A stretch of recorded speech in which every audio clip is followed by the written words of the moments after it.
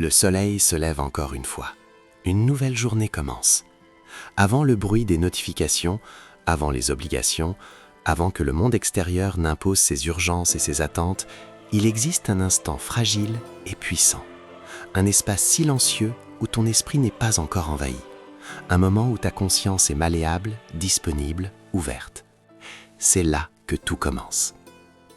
La plupart des gens traversent ce moment sans le voir. Ils se réveillent et tendent immédiatement la main vers le tumulte. Les nouvelles dictent leur peur, les réseaux sociaux alimentent la comparaison, les souvenirs réveillent les regrets, les projections déclenchent l'angoisse. En quelques minutes, leur paix intérieure est déjà fragmentée. Pourtant, les anciens sages savaient que la qualité d'une vie ne dépend pas principalement des circonstances extérieures, mais de la discipline intérieure. Marc Aurèle écrivait que le bonheur de notre vie dépend de la qualité de nos pensées. Il ne parlait pas d'optimisme naïf, il parlait de maîtrise, il parlait de responsabilité intérieure. La sagesse stoïcienne n'est pas une théorie abstraite. Elle est née dans des contextes de guerre, d'exil, d'esclavage, de maladie et de perte. Épictète était esclave. Sénèque fut condamné à l'exil puis à la mort. Marc Aurèle gouvernait un empire frappé par les épidémies et les invasions. Aucun d'eux n'a attendu des circonstances idéales pour trouver la paix. Ils ont travaillé sur leur esprit. Aujourd'hui, tu n'as peut-être pas à diriger un empire ou survivre à l'esclavage, mais tu affrontes d'autres formes de pression. Instabilité, comparaison permanente, surcharge d'informations, incertitude économique, solitude, quête de sens. Les batailles ont changé de forme, mais le théâtre reste le même, ton esprit. Cette vidéo est une immersion, un ralentissement volontaire, un retour vers l'essentiel. Non pas pour fuir le monde moderne, mais pour l'affronter avec une clarté plus grande. Nous allons explorer ensemble 3 principes simples mais profonds, 3 affirmations capables de transformer ton rapport aux événements, à la difficulté et au temps lui-même. Premier principe, je choisis ma réponse. La vie ne te demandera pas ton avis avant de frapper. Les imprévus ne consultent pas ton agenda. Les pertes, les retards, les critiques, les déceptions ne préviennent pas. La question n'est donc pas de savoir si tu rencontreras des obstacles. La question est, qui décide de leur signification ? Viktor Frankl, survivant des camps de concentration, a formulé une vérité essentielle. Entre le stimulus et la réponse, il existe un espace. Dans cet espace réside notre pouvoir. Dans cet espace réside notre liberté et notre croissance. Ce que les stoïciens appelaient la dichotomie du contrôle est d'une simplicité radicale. Épictète enseignait qu'il y a des choses qui dépendent de nous et d'autres qui n'en dépendent pas. Dépendent de nous, nos jugements, nos intentions, nos actions. Ne dépendent pas de nous, la réputation, la météo, le passé, les décisions des autres, l'économie mondiale. Lorsque tu dépenses ton énergie à vouloir contrôler l'incontrôlable, tu t'épuises. Lorsque tu concentres ton énergie sur ta réponse, tu te renforces. Imagine une mauvaise nouvelle au réveil, une complication financière, un message blessant, une opportunité qui s'effondre. La réaction automatique est souvent la panique, la colère ou le découragement. Mais si, dès le matin, tu as préparé ton esprit en répétant intérieurement « Je choisis ma réponse », quelque chose change. Une microseconde de pause apparaît, une respiration, une lucidité. Tu peux ressentir l'émotion sans lui abandonner les commandes. Tu peux reconnaître la frustration sans construire une histoire catastrophique. Tu peux agir avec discernement plutôt qu'avec impulsion. Marc Aurèle rappelait « Tu as pouvoir sur ton esprit, non sur les événements extérieurs ». Ce n'est pas une négation de la réalité, c'est un rappel de souveraineté. Deuxième principe. La croissance vit ici. L'inconfort n'est pas l'ennemi, il est souvent le signal que tu es en train d'élargir tes limites. Dans la pensée stoïcienne, il existe une notion profonde, amor fati, l'amour du destin. Accueillir ce qui arrive non comme une punition, mais comme un matériau d'évolution. Sénèque comparait les épreuves à l'entraînement du corps. Sans résistance, pas de force. Sans friction, pas de transformation. Regarde ton propre parcours. Les moments qui t'ont le plus construit ne sont pas ceux de confort absolu. Ce sont les périodes d'incertitude, les échecs, les ruptures, les responsabilités nouvelles. Sur le moment, elles semblaient insupportables.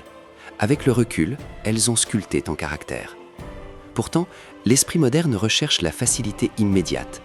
Il évite les conversations difficiles. Il repousse les défis. Il préfère la sécurité au dépassement. Mais la sécurité prolongée peut devenir une prison invisible. Dire chaque matin « la croissance vit ici » transforme ta perception. L'anxiété avant un projet devient le signe que tu t'aventures hors de ta zone connue. La fatigue après un effort devient la preuve d'un engagement réel. L'inconfort d'une limite posée devient l'expression d'un respect envers toi-même. Épictète a découvert sa liberté intérieure alors que son corps était enchaîné. Ce paradoxe révèle une vérité. Les circonstances peuvent contraindre le corps, mais l'esprit peut apprendre à s'élargir même dans l'adversité. Cela ne signifie pas nier la douleur. Le stoïcisme n'est pas une anesthésie émotionnelle. La perte reste douloureuse, l'injustice reste blessante. Mais même dans ces contextes, une question demeure. Vais-je laisser cette épreuve me réduire ou vais-je l'utiliser pour approfondir ma compréhension, ma compassion, ma solidité ?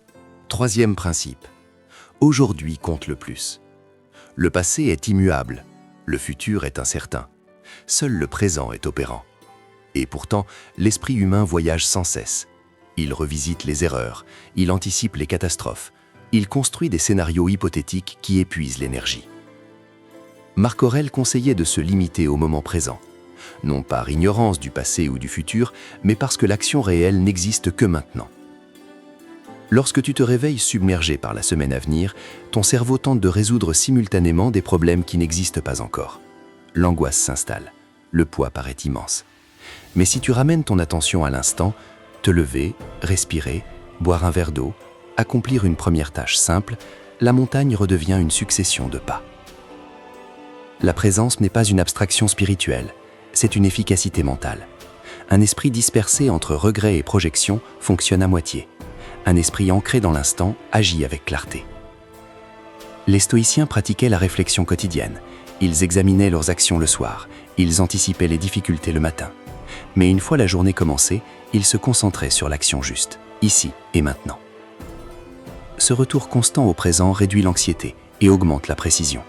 Il transforme la journée en terrain d'entraînement plutôt qu'en champ de bataille. En combinant ces trois principes, choisir sa réponse, voir la croissance dans l'inconfort, honorer le présent, tu rééduques progressivement ton esprit. Les neurosciences modernes parlent de neuroplasticité. La répétition renforce les circuits neuronaux. Les stoïciens n'avaient pas ce terme, mais ils comprenaient le mécanisme. La discipline quotidienne façonne le caractère. Chaque matin est une opportunité de programmation consciente. Chaque difficulté est une opportunité d'entraînement. Chaque instant présent est une opportunité d'action. Et cette question mérite que l'on s'y attarde encore. Qui seras-tu lorsque l'on te critiquera injustement ? Qui seras-tu lorsque tes efforts ne seront pas reconnus ? Qui seras-tu lorsque le doute s'installera au milieu de la nuit, te murmurant que tu n'es pas à la hauteur ? Le stoïcisme ne te demande pas d'être insensible, il te demande d'être lucide. Il ne t'ordonne pas de supprimer l'émotion, il t'invite à l'observer, à la comprendre, puis à décider consciemment de l'attitude que tu adopteras. Marc Aurèle se rappelait constamment que les personnes difficiles agissent par ignorance, par peur ou par confusion. Cette perspective ne justifie pas leurs actes, mais elle empêche que leur comportement colonise ton esprit. Lorsque tu comprends que les autres sont souvent prisonniers de leur propre conditionnement, tu cesses de personnaliser chaque attaque. Cela exige une discipline intérieure, une vigilance constante. Car l'ego aime réagir.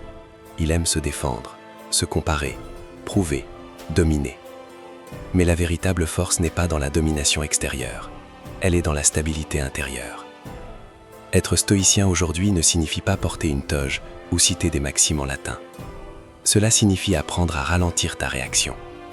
Cela signifie accepter que ton énergie est limitée et que tu dois la diriger avec intelligence. Cela signifie comprendre que chaque pensée répétée devient une habitude et que chaque habitude façonne ton caractère. Si tu te répètes chaque jour que tu es victime des circonstances, ton cerveau cherchera des preuves pour confirmer cette histoire. Si tu te répètes que chaque difficulté contient une opportunité d'apprentissage, ton esprit commencera à identifier des solutions au lieu d'accumuler des plaintes. La réalité extérieure peut rester identique. Ton expérience intérieure, elle, se transforme. Il existe aussi une dimension plus profonde encore, la conscience de la finitude. Les stoïciens méditaient régulièrement sur la mort, non par morbidité, mais par clarté. Se souvenir que le temps est limité donne du poids au présent. Sénèque écrivait que ce n'est pas que nous manquions de temps, mais que nous en gaspillons beaucoup. Lorsque tu prends conscience que chaque journée est une portion non renouvelable de ta vie, la trivialité perd de son pouvoir. Les querelles inutiles paraissent plus petites, les distractions permanentes semblent moins séduisantes. Demande-toi, si aujourd'hui était une unité unique, irremplaçable, comment voudrais-tu l'utiliser? Quelle version de toi-même voudrais-tu incarner? La discipline stoïcienne ne se limite pas aux grandes crises, elle s'exprime dans les détails, dans la manière dont tu parles à un inconnu, dans la façon dont tu respectes tes engagements, dans le choix de rester intègre, même lorsque personne ne regarde. Épictète insistait sur la cohérence entre les paroles et les actes. Il rappelait que l'on ne progresse pas en accumulant des citations, mais en vivant les principes. La sagesse n'est pas un discours, c'est une pratique quotidienne. Chaque matin, tu peux décider de voir la journée comme un entraînement, un espace où exercer la patience, la tempérance, le courage, la justice. Ces vertus étaient au cœur de l'enseignement stoïcien. Elles ne sont pas des idéaux abstraits, elles sont des compétences qui se développent. Le courage, par exemple, n'est pas l'absence de peur. C'est la capacité d'agir conformément à tes valeurs, malgré la peur. La tempérance n'est pas la privation extrême, c'est la maîtrise de tes impulsions. La justice n'est pas une théorie morale lointaine, c'est le choix de traiter autrui avec équité, même lorsque tu pourrais profiter d'un avantage. Et la sagesse, peut-être la plus centrale, consiste à discerner ce qui dépend de toi et ce qui n'en dépend pas, à investir ton énergie là où elle a un impact réel. Imagine vivre ainsi, jour après jour, non pas parfaitement, mais intentionnellement. Chaque erreur devient un retour d'information. Chaque difficulté devient un terrain d'exercice. Chaque succès devient une occasion de pratiquer l'humilité plutôt que l'arrogance. Peu à peu, ton identité se modifie. Tu ne te définis plus par ce qui t'arrive, mais par la manière dont tu y réponds. Tu ne te définis plus par tes émotions passagères, mais par tes valeurs durables. Tu ne te définis plus par la comparaison constante, mais par l'alignement intérieur. Ce processus est lent, il est discret, il ne produit pas toujours des résultats spectaculaires visibles de l'extérieur. Mais intérieurement, il construit une structure solide. Lorsque la tempête viendra, et elle viendra, tu ne seras pas surpris. Tu auras déjà répété mentalement l'idée que l'obstacle fait partie du chemin. Tu auras déjà entraîné ton esprit à ne pas s'effondrer au premier choc. Marc Aurèle écrivait que l'obstacle à l'action fait avancer l'action, que ce qui se dresse sur le chemin devient le chemin. Cette perspective renverse la logique habituelle. L'épreuve cesse d'être une interruption, elle devient une composante intégrée de la progression. Ainsi, au lieu de demander « Pourquoi cela m'arrive-t-il ?», tu peux demander « Comment puis-je utiliser cela pour grandir ?» Au lieu de penser « Cela ne devrait pas exister », tu peux réfléchir « Puisque cela existe, quelle est la réponse la plus noble que je puis offrir ?» Cette transformation intérieure n'est pas spectaculaire, elle est exigeante. Elle demande de la répétition, de la vigilance, de l'honnêteté envers soi-même. Mais elle apporte quelque chose de rare, la stabilité. Une stabilité qui ne dépend pas des applaudissements, une stabilité qui ne dépend pas de la perfection des circonstances, une stabilité qui naît d'un engagement clair envers tes principes. Et lorsque tu regarderas en arrière, après des mois ou des années de pratique, tu ne verras peut-être pas une vie sans difficulté, tu verras une vie vécue avec intention, une vie où tu n'as pas été ballotté au hasard, mais où tu as participé consciemment à ta propre formation. Le soleil se lèvera encore, les défis continueront d'exister. Mais si tu cultives cette discipline intérieure, chaque lever de soleil deviendra moins une menace et davantage une opportunité d'exercer ta liberté, une opportunité d'approfondir ton caractère, une opportunité d'habiter pleinement ce jour, ici et maintenant. La sagesse stoïcienne n'est pas une promesse d'absence de douleur, elle est une promesse de stabilité au cœur de la tempête. Elle ne supprime pas les obstacles, elle transforme ta manière de les rencontrer. Si tu répètes chaque jour « Je choisis ma réponse »,« La croissance vit ici »,« Aujourd'hui compte le plus », ces mots cessent d'être des phrases. Ils deviennent une posture, une identité, une manière d'habiter le monde. Sénèque rappelait que nous souffrons plus souvent dans l'imagination que dans la réalité. Épictète enseignait que personne ne peut te nuire sans ton consentement intérieur. Marc Aurèle écrivait pour se rappeler chaque jour qui il voulait être face au chaos. Le soleil se lèvera encore demain, les défis ne disparaîtront pas, le monde restera imprévisible, mais ton esprit peut devenir un lieu de stabilité, de clarté et de force. La question n'est pas ce que la journée va t'apporter, la question est qui seras-tu face à elle?